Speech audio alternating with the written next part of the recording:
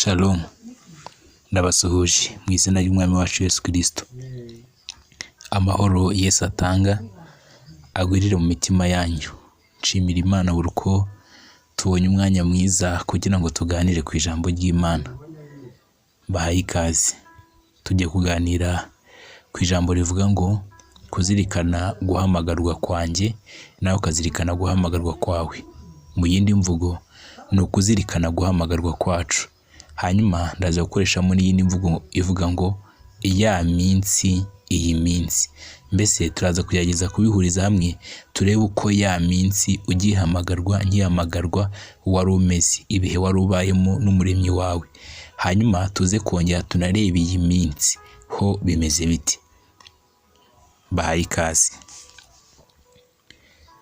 Tujye gusoma ijambo ry'Imana dusanga mu rwandiko rwa mbere Pawulo yandikiye Abakorinto, igice cya mbere umurongo wa 26. Haravuga ngo muzirikane guhamagarwa kwanyu bene data, yuko ab'ubwenge bw'abantu bahamagawe atari benshi, n'abakomeye bahamagawe atari benshi, n'imfura zahamagawe atari nyinshi.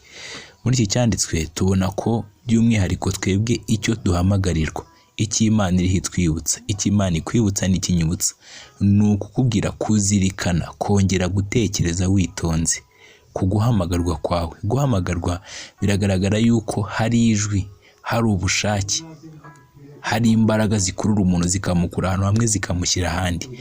Niko Yesu yabigenje, adukura mu buzima witwarimo, ubuzima bw'icyaha, ubuzima bwanduye, ubuzima bw'umwijima, adushyira mu mucyo.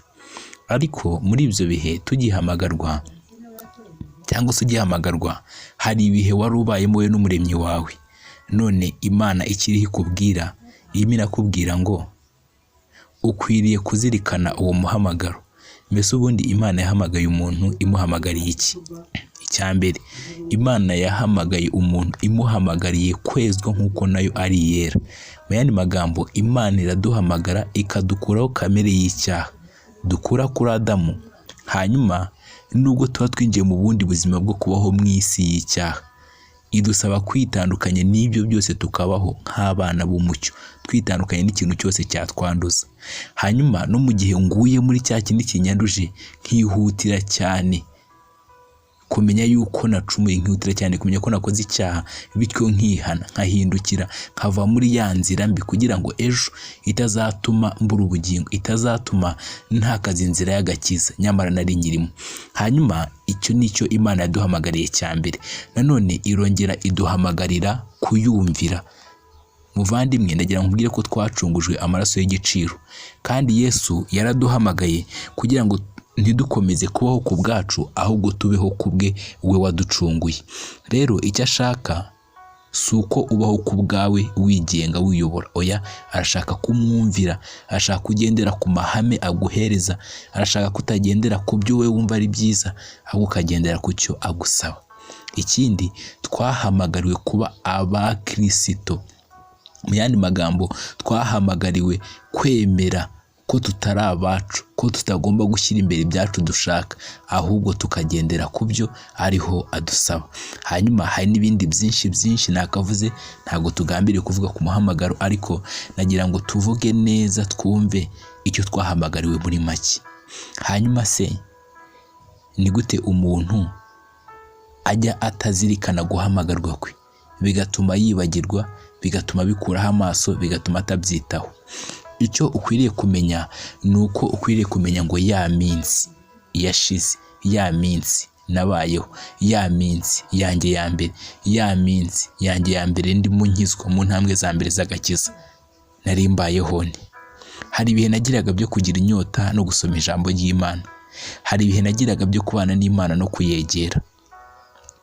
Ibyo ni byiza, kandi Imana ishaka ko ibyo bihe binakomeza. Ubundi uko Imana yahamagaye umuntu, iyo dusomye ijambo ry'Imana mu rwandiko rwa mbere Pawulo yandikiye Abakorinto, igice cya cya 7 umurongo wa 20, haravuga ngo umuntu wese agume uko yarari agihamagarwa. Mbese za mbaraga, wa muhati, kwa kwiza ubusa, ya masengesho, ibyo byose wari ufite, ntabwo bikwiriye kugabanuka, ahubwo Imana ishaka yuko buri gutera intambwe ugana imbere ariko byiyongera. Kuko iyo urebye muri Zaburi haravuga ngo bagenda bagwiza imbaraga, ngo abafite mu mitima inzira z'igisiyoni, ngiyo banyuze mu gikombe cyitwa Baka bahindura ahantu h'amasoko. Mu yindi mvugo, iyo bageze ahantu hari ibibazo ntago bibatura hasi, ntago bakuka umutima, ntago babona ko birangiye, oya, ahubwo ngo bahahindura ahantu h'amasoko. Aho kugira ngo ibyo bihe bibahindure, ahubwo bo ubwabo barabihindura. Ibyo bihe bikibaza icyo abo bantu bakiriye muri bo gituma badakuka umutima, nabyo ubwabyo bigashoberwa kubera imbaraga bahora bagwira bazikura mu ijambo ry'Imana. Bijyana biti iyo umuntu bya bihagenda bicogoramo akabireka, birangira agenda acika intege, aturwa hasi n'akantu kose kaje. Niyo mpamvu Imana iriho kwibutsa nanjye nyibutsa ngo tuzirikane umuhamagaro wacu, turebe ya minsi bya bihe nagiraga, ese ndacyabigira? Ese sinibagiwe? Sinabonye ibintu byinshi bimpuza uko nafataga umwanya wo gusoma Bibiliya n'ingengabihe nashyizeho idahinduka bikaba byarananiye? Ndimo nibaza, ariko nawe wibaze mu mutima wawe, nta bihe nagiraga Imana yari yarangeneye numva rwose bindimo, numva kandi ntabireka, numva bimfasha gusabana n'Umuremyi, nkaba ntakibigira? Icyiza ni uko Imana ihora itureba ikatwibutsa ibyo twakoraga tutagikora. Imana mu byahishuwe Yesu yivugiye igihe yabwiraga itorero rimwe, aribwira ngo ariko mfite icyo nkugaya, ngo waretse urukundo rwawe rwa mbere, ngo nuko ihano uhindukire.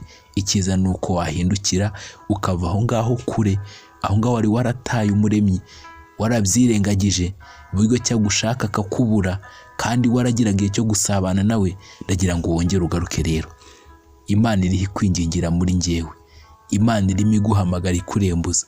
Hari ibindi bintu ishaka gukorana nawe, hari ahantu ishaka kukugeza.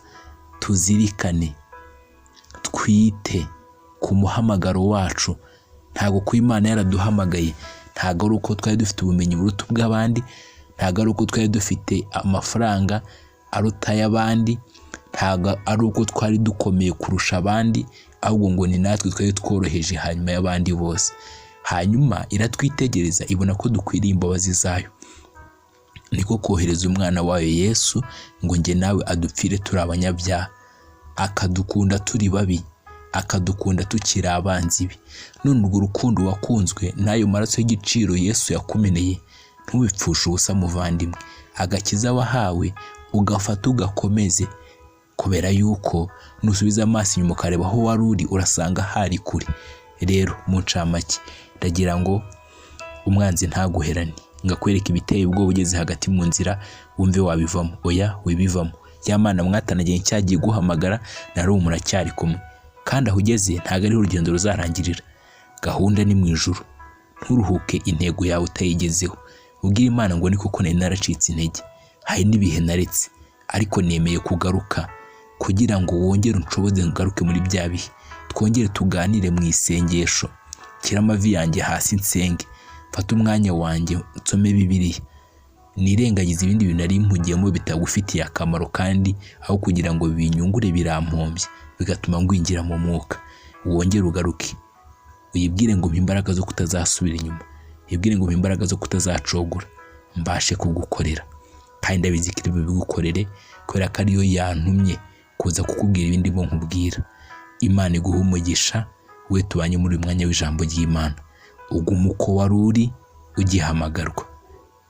Reka dusenge. Urakoze Mana kuganira natwe, utwibutsa iby'umuhamagaro wacu. Ni koko byari bikwiye ko twongera kugaruka mu bihe byacu nk'ibyo twari turimo, kandi witegereza umuntu wese ukamumenya.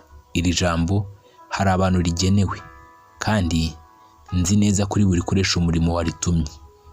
Ibindi bibaganirize, n'ibyo njye ntabashije kuvugira aha ubibereke. Ni wowe ubamenya aho bari hose, njye ntabasha kugera, ariko ijwi ryanjye aho riri bugere urikoreshe, kandi iri jambo twize uryagure mu mitima y'abaryumvise, mu izina rya Yesu Kristo, amen.